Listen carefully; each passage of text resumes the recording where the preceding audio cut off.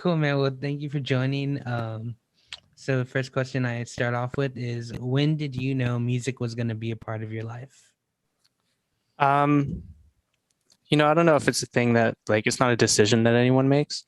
Um, I grew up in kind of like a music heavy um, kind of community um, where we just have like a lot of professional music around the area where I grew up. So I started like playing music pretty early. There's a lot of home videos of me as like a real young kid trying to play piano. Um, and then it just kind of becomes a thing where it's like, well, I guess I learned this one instrument. I might as well go learn another instrument. Like it just keeps, as long as it's interesting, you just keep learning new instruments, and then eventually you're just doing music. Yeah, for sure. So was piano the first instrument you learned? No, no, I mean, I'm what that video is from when I was like 2 years old. Yeah. Okay. Yeah. It's like it's my great grandma's like out of tune upright piano that no one really put a lot of care into. Yeah. That's still at my mom's house, and it's just not looking good these days. Um, My dad has an upright as well, and it's totally out of tune. It's definitely for mhm. decoration. Yeah, I mean that's its own sound. Like if you're gonna play in like a honky tonk bar or whatever, you guys have those down there. Yeah. Um, but yeah, it's not really useful for actually like learning how music works because like your one C is a totally different C than every other C on the piano. Yeah. So what was the first instrument that you learned? Uh, Flute technically. I learned that in elementary school, and then I stopped playing it for a couple years, and then um, picked up stringed instruments after that. Was there any influences that led you to pick up string instruments, or was that just part of school? It was the story that you hear all the time. My buddy learned to play guitar really quick. My brother was playing drums. Uh, hey, we need a third guy to hold down the low end. All right, I got you guys. Yeah. So that's how I picked up the bass originally. Dang. Were you did y'all like start a band or anything at that time, or just Yeah, that was the idea. We kind of my that guy and my brother and I were kind of played together as a band for like 6 years after that, where we kind of learned just how to play as a band together. We did a lot of jamming, which I think helps a lot with songwriting as a group. Um, and then just through different iterations, wound up all playing together until just a few years ago. Um, so y'all like kind of learned how to like create a song and song structure and stuff like that together? yeah, it was mostly improv, and then someone would say they had an idea for a song, and then we'd try it out, and then end up turning it into a jam thing anyway. Um, I mean, people we still do that in bands that I'm in now. Rehearsals always end up starting with like someone plays a drum groove, and then I'm just like, oh, cool, I can play this thing that sounds like Gangster's Paradise over that, and then kind of everyone just joins in. Yeah, that's so funny. Our rehearsals are more like someone plays like a Blink 182 song, and then we focus on Mhm. like 30 minutes trying to learn a cover we're never gonna play. Yeah, yeah. The thing is, when it comes to the bands that I'm in, everyone's tastes are usually so eclectic that like if one person started playing a Blink 182 riff, which does happen sometimes, but no one else knows what the song is, and no one else can really pick it up, um, just because they never listened to it in the first place. Yeah. What bands are you jamming with right now? Catbite's going. Mhm. That's like the main thing, trying to get that back into kind of a normal rotation. Um, who am I playing with these days? There were a lot of bands that I was in like five bands in one time at the beginning of the pandemic, and they all kind of obviously have folded over time. But now everyone's like hitting me up like, "Are you ready to play again?" I was like, "Guys, I'm way busier than I was at the beginning of the pandemic now." Um, there's that Catbite. There's my buddy Josh Kerwin has a band called To Be Frank, that we were demoing right at the beginning of the pandemic, and he's like immunocompromised, so we had to quit. But he's back. He wants to do some stuff. My buddy Adam Birch, who played I think he played in the Toasters, he played in the Specials, all those things.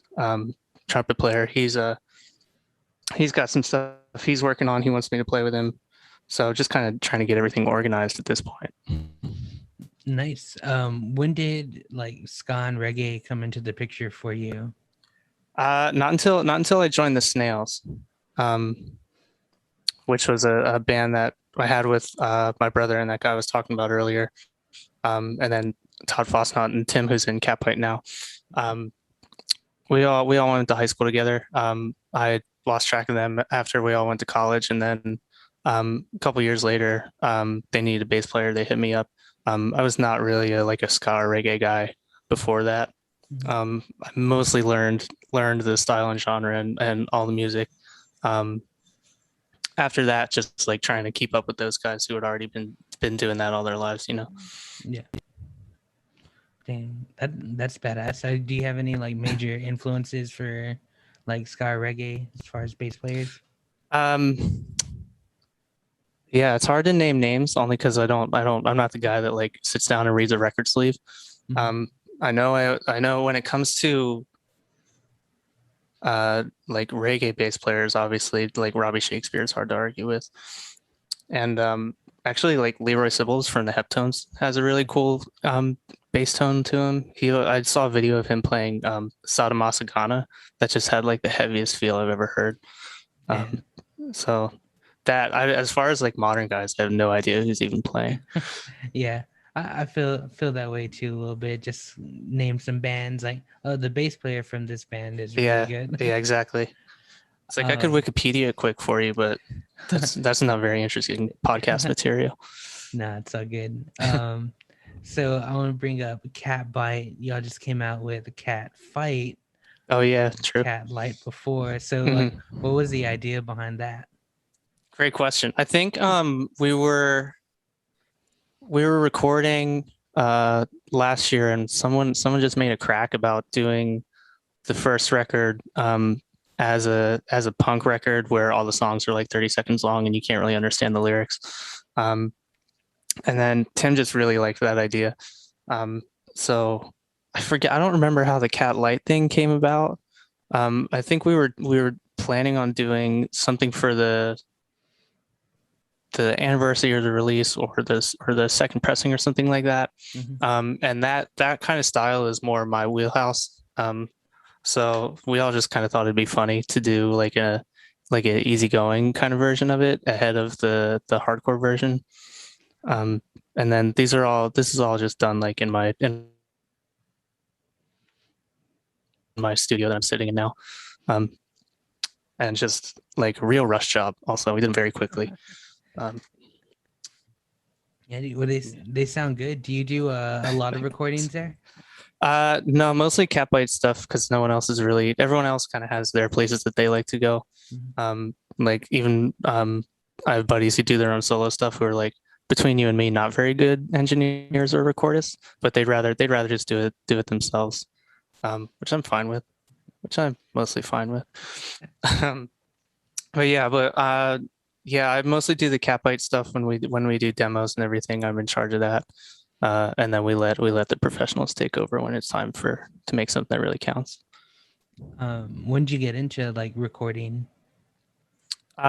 Very slowly with the Snails mainly, and then when the Snails turned into the Dull Blue Lights, we self-produced our second record there, and learned a lot through that process. Our keyboard player Matt McLeod obviously has been doing this stuff since he was a teenager, so I learned a lot from him.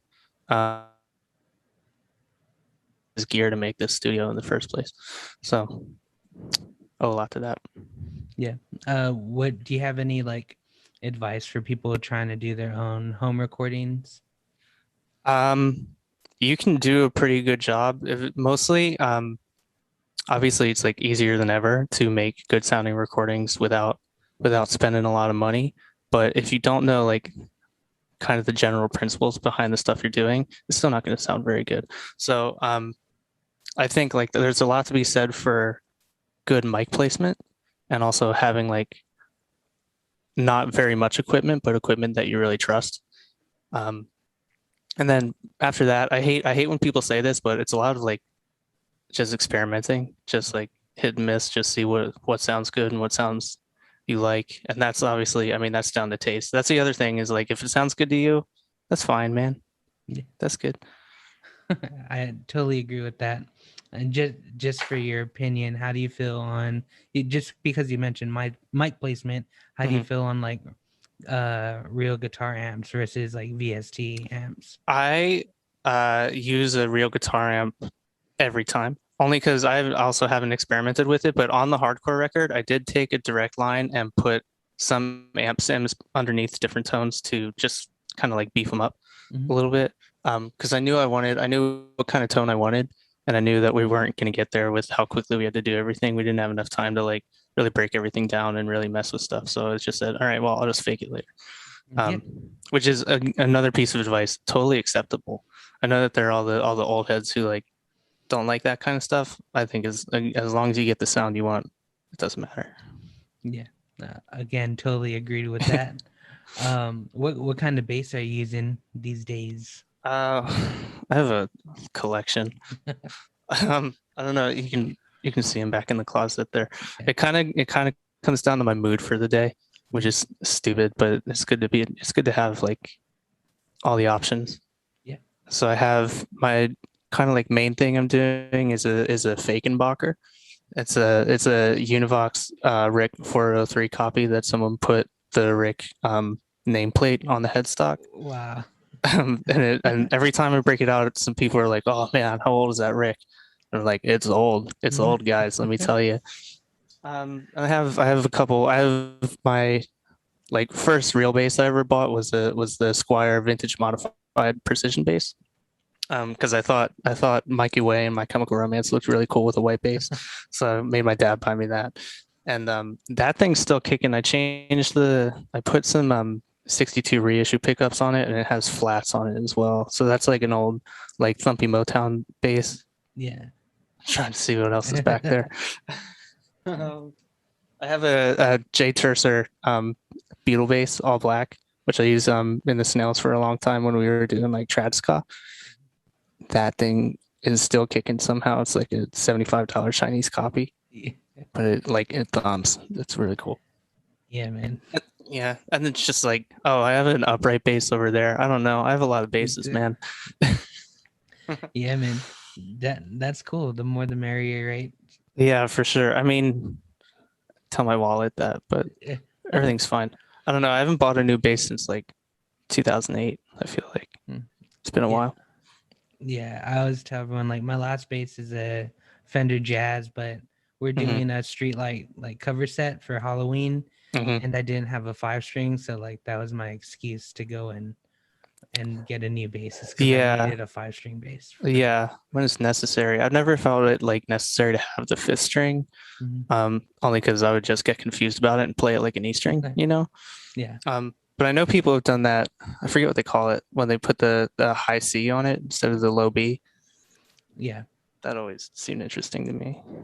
Yeah, yeah, it's But pretty cool. There's a bass player named Evan Brewer who does that, but he's more in like progressive, like metal kind of yeah, stuff. it's definitely that kind of feel when it For, comes to the high C. yeah, just shredding, Yeah, bass shred. exactly. Yeah, do Um, Thunderstruck on it or something. hell yeah. What kind of amps are you using? Um, I've actually been selling my amps. I've found that I've been able to cheat and backline everyone else's amps for a few years now. So I have like a couple practice amps. I call it a practice amp. I have a 62 Fender Blackface Bassman, and Dang. that I mean that's not a gigging amp because it's not loud enough and doesn't have like a direct out or anything, but it is the sickest amp I own. Um, but as far as like gigging, I have this like 250 watt GK head that I just run into whatever cab happens to be laying around. And it has like the contour button, so it's like wicked scooped, and it sounds really heavy for such a cheap amp. Yeah, that that's badass. I too just downgraded and just have a little combo of Fender Rumble. Yeah. Just And yeah, you don't need to move that much air anymore. Like the PA is going to do it if you're playing the right venue. yeah, absolutely. Too, I feel like I see this more like since I've been in a ska band, like everyone is happy to like backline and share gear. Yeah. When I was in the metal scene, like I don't know. I mean, guitar players had their own like tones and wanted to Yeah, bring I their think it probably comes down mostly to being particular about tone. yeah, Um, but when for me and our guitar player still takes his own amp, but uh when it comes to bass equipment, I just like I can get the sound I want out of whatever's available. Our drummer's the same way. He's like, as long as I don't have to carry stuff, I don't really care. So when you say you can get the sound you want, like how do you do that? Like Well, step one is I have Sansamps, so it doesn't really matter in the first place. Um, and then it kind of comes down to I feel like it comes down to my mood for the day. Like sometimes I'll take two basses to a show and be like, am I feeling round wounds today or am I feeling flats? Am I feeling like more mellow? Am I feeling like I want to do some like punk junk on this one? And then from there, it's usually I keep things pretty flat and I don't use a lot of pedals. I'll run a compressor and I'll run an EQ if the amp is crappy. But I feel like I never really need to mess with it because you can also change the tone so much just in your fingers and how you play. So I haven't really felt the need to get too technical with it. yeah. And Sansamps are amazing. Yeah. Yeah, I would with one of the last shows that the Double Lights played before we split up. Um that GK head I was talking about doesn't have a line out or anything. Mm. So I put that on top of the backliners A10 fridge that they had. Sound guy comes up and he's like, "What are we doing here, man? What is the plan?" I said, "Don't worry, I have a Sans amp." And he was like, "Oh, thank God." Oh, hell yeah. So I want to bring up, you said like you bring a couple of basses, like different strings and Hmm. stuff. Like based on your mood, which I think is really cool. Like, so are there, could you expect to hear like different bass tones or styles like on a Catbite show? Like if you just feeling feeling a certain Yeah, way that day? yeah. Like sometimes the room just sounds like it's gonna respond to like thumpier, laid back kind of playing. Mhm. So I'll just like maybe roll the tone off a little bit, maybe play closer to the neck as opposed to the bridge. Um, and sometimes it's just going to need to cut. So then I'll get the rounds out, probably bust the pick out as well. Depends. Um, I like to switch it up because I go through moods. Yeah. Just like when it comes to playing, which end of that spectrum I want to emphasize. Yeah. That, that's awesome. I definitely feel that. I haven't like, now that I think about it, I'm just like, well, I guess I do experiment with like covers because I have my kids' bass. I got them a Sterling Hmm. like Music Man, and it's a little more aggressive. So Yeah, like if I'm trying to do some like more punky stuff, I have that, but I have the jazz bass for some laid back kind of I feel like even those reggae. jazz basses can be kind of punchy. Yeah, yeah, absolutely. You get a lot of. I think I like, well, when I do my, I use an amp sim a lot. So I have like a special, like a specific one I use for that that makes it real like beefy and Hmm. just, got that reggae kind of feel. Yeah.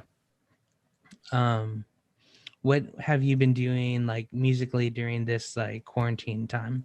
Uh, Mostly Catbite did a lot of those like quarantine show things or pre-recorded videos that everyone was like really excited about a Mhm. few months ago and then realized, oh, this is really scratching the itch. Um, and I did like another one of those with the Adam Birch guy.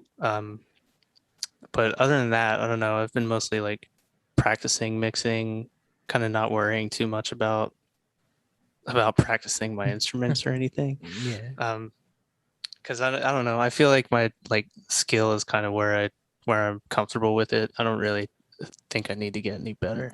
You know what I mean? Yeah. I definitely I feel that, man. You're real just comfortable with where you're at. Yeah. Yeah. I'm not trying to like no one's trying to be like the next Jocko. That's stupid. Just like do what you think you're okay at. It's fine. Yeah, cool mentality. I like that. So what do y'all have for the rest of the year into next year? Sure. So there's probably a lot of stuff I'm not allowed to talk about. I can say we have a couple like outdoor shows coming up, which will be the first shows since the quarantine started. Mhm. Um, I wish I knew whether or not these things were announced. There's some stuff we're doing in the Midwest in October, I think. Um, there's some stuff in the talk for the spring as far as like touring, going international. Um, I think I can mention that we have. I think we should be announcing soon. Catbite's second album is coming out in beginning of August, so I'm not bursting any bubbles there. I hope. I think Mike in Bad Time kind of like mentioned it a little bit via Twitter, but not Okay. exactly saying. Okay. I know we did a live stream with the people who run Fest. We did like a Bad Time Records live stream with them, and we were playing pretty fast and loose. I think we were like Mike was in the corner like holding up the album cover while he was sure the camera wasn't on him, and just like trusting the tech guy to not move over to him. We played a new song on that live stream too, and we had to like make a couple cracks about whether or not Mike was going to be like excited to hear that kind Yeah. of an early release thing. Hell yeah, that's exciting, man. So where can people listen to you or your bands? Uh, I think the Instagram is Catbite Band. It might be Catbite Philly. I don't even know. I put the phone in the drawer, so I can't even check. Um, but you know, Catbite Bandcamp, Catbite, all one word. To be frank, is also on Instagram. I don't think I'm on his Instagram because he's mostly like a solo artist, Mhm. but his stuff is really cool and should be checked out. But it's spelled Tubey, Frank. Okay. Um, that's pretty much it. That covers it. Cool, man. Well, thank you so much for just taking time out of your day to talk to me. I'm stoked to hear some new material. Definitely gonna check out To Be Frank. And Yeah. yeah, man, you just have a good day. Yeah, you too. Thanks for having All me. right. Yeah, for sure. All right, Later. see you. Peace.